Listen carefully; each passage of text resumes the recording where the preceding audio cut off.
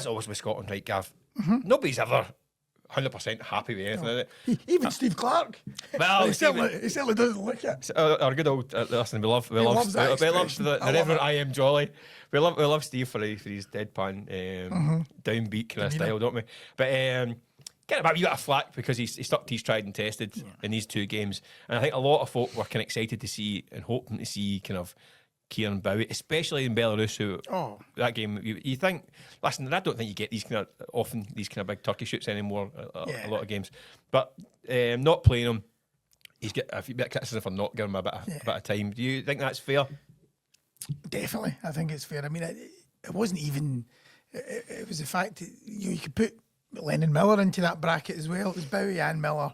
You would think for the last, what was it, 7 minutes that he brought on? But he turns to Lyndon Dykes and Kenny McLean. I mean, 2 guys that aren't really going to learn anything. What are they going to gain from 7 minutes in a game that's already won? Whereas it's not already won. This is not an environment. There was no danger. This is a very, very quick campaign. We've got 3 windows in a row.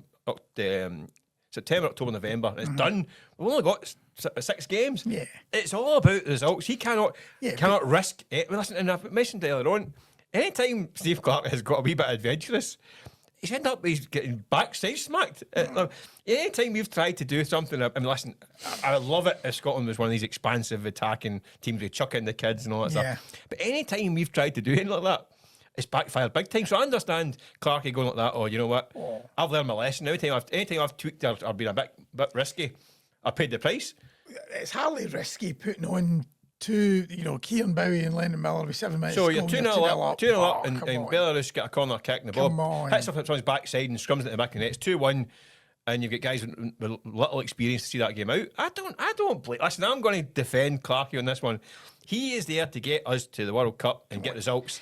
He's not there to pander to the masses and play folk and experiment in games that are meaningful. But in Kieron Bowie's case, they were actually, plenty of fans were actually arguing for him to start and lead the line. In Denmark, we're not, so we're not just talking about a guy that's, a bit part. Yeah, but it's too big a risk. Nah. He's not playing at that level. It's too big a risk, and I say it's a quick turnaround in this campaign. Listen, but look, they would have get us qualified, then play a dozen friendlies and chuck them on and see how we go on. But listen, they would have got experience just from being around the squad, even though they didn't get one. But I'm not buying that they couldn't have had 5 minutes at the end just to get their debut. Come on.